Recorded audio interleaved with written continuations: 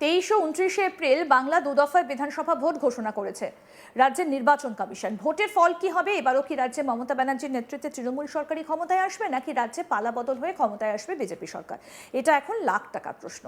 রাজনৈতিক দলগুলো প্রার্থী তালিকা প্রকাশ করতে জোর কদমে নেমে পড়েছে প্রচারে। ভোট বৈতরণী পার হতে রাজ্যের শাসক দল তৃণমূলের হাতিয়ার মমতা ব্যানার্জির উন্নয়ন প্রকল্প। অন্যদিকে বিজেপির হাতিয়ার রাজ্যে গত 5 বছরের শাসক দলের দুর্নীতি। কিন্তু সাধারণ মানুষ, ভোটাররা কি ভাবছেন তা বুঝতে আজ তাক বাংলার প্রতিনিধি পৌঁছে গিয়েছিলেন খিদিরপুর সংলগ্ন মেটিয়া বুরুজ এলাকায়। সবজি বিক্রেতা থেকে শুরু করে ক্রেতা, বেশিরভাগ মানুষই জানালেন মমতা ব্যানার্জির আমলে উন্নয়ন হয়েছে। 2026-এও রাজ্যে মমতাই আসছেন, কিন্তু এর মধ্যে কেউ কেউ আবার একটু বেসুরো। বাজার এলাকায় এক স্থানীয় ব্যক্তি জানান, যেভাবে উন্নয়ন হওয়ার দরকার ছিল সেভাবে হয়নি, আর সেই কারণে সংখ্যালঘুদের মধ্যে ক্ষোভ রয়েছে। চাকরির কোনো ব্যবস্থা হয়নি, দুর্নীতি হয়েছে, দিদি মুসলিমদের মাসিহা। ঈদে একদিন ছুটি দেওয়া হয়, 3 দিন দেওয়া উচিত ছিল।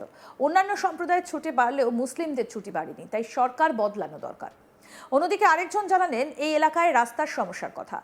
এলাকায় নামাজের সময় যান চলাচলে অসুবিধে হয়, তাই একটা ফ্লাইওভার হলে ভালো হয় বলে জানালেন তিনি। কি বলছেন একজন ক্রেতা, আসুন আগে তার বক্তব্য শুনি। যতটা হওয়ার দরকার, যেভাবে ট্যাক্স সংগ্রহ হয় সেভাবে উন্নতি হয়নি, এবং সংখ্যালঘুদের মধ্যে কিছু ক্ষোভ আছে। কি ধরনের ক্ষোভ? কোন কাজগুলো হলে ভালো হতো? ক্ষোভ আছে যেরকম বিল যেটা বলেছিল আমি হতে দেবো না, সেইগুলো হচ্ছে। আর এই যে জব নিয়ে অনেক সময় অনেক মন্তব্য, হ্যাঁ, ও তো 100 বার চাকরি তো হয়নি, চাকরির কোনো ব্যবস্থা হয়নি, চাকরিতে চুরি হয়েছে, দুর্নীতি হয়েছে, মানুষ অতিষ্ঠ হয়ে আছে।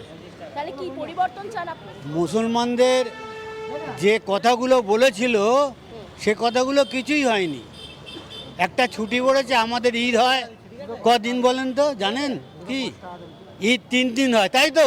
ঈদ কদিন হয়? 3 দিনের ঈদ হয়।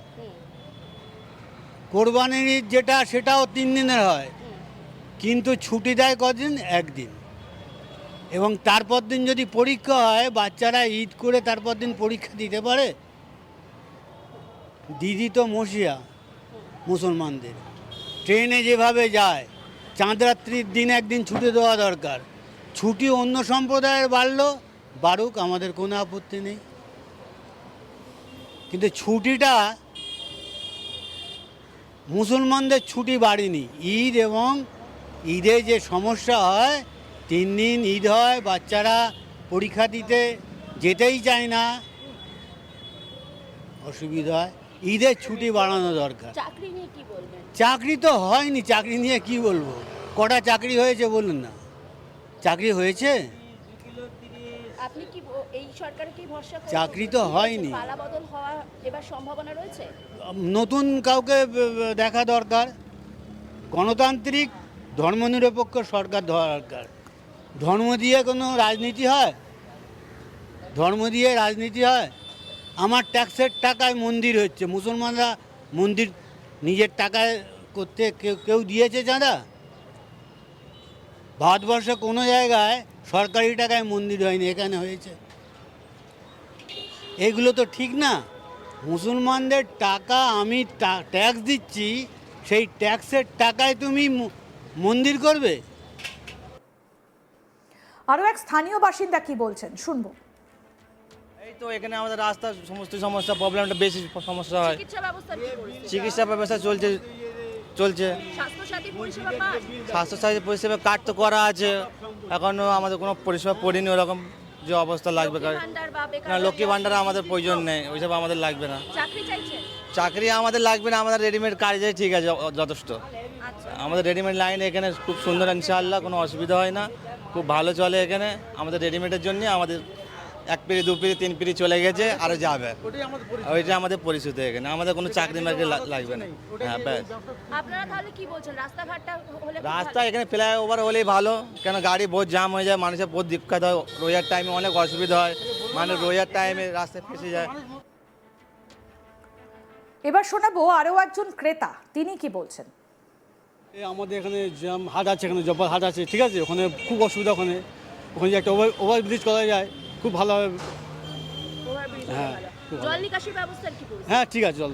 আর চাকরি নিয়ে কি বলবেন? চাকরি আর কি বলবো, আপনারাই চাকরি তো ভাব, বলবেন। চাকরি পরিস্থিতি খুবই খারাপ আমাদের। তাহলে দর্জি- সেখান থেকে দর্জি দাঁড়িয়ে শিল্প আমাদের। আপনারা যেমন বললেন যে না দিদিই ভালো, দিদি প্রচুর কাজ করেছে, করছে, হবে আগামী দিনে হবে, ঠিক আছে। আমাদের দর্জি শিল্প, এই কাজ আমাদের। আপনি কি বলবেন দাদা? দিদি সবচেয়ে ভালো, সব কাজ করতে পারছে, কোনো জায়গা বাধা হচ্ছে না।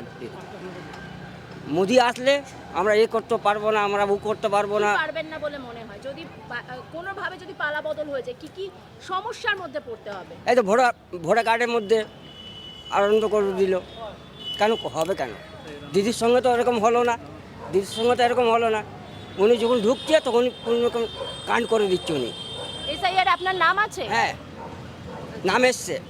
আপনারা 2002 যারা বাড়ির আশেপাশে ছিলেন তাদের বি এসছে, অনেক কষ্ট করে এসছে নাম। আচ্ছা, 2002 ভোট লিস্টে নাম আছে, ফিরবি নাম কেন অড হয়ে গেল? কারণটা কি আছে? আজ 1 বছর হয়ে গেল আমি বার্ধক্য ভাতা পাই না। লাইনে যেতে বলেছিল, 7 বার গিয়েছি, পাইনি।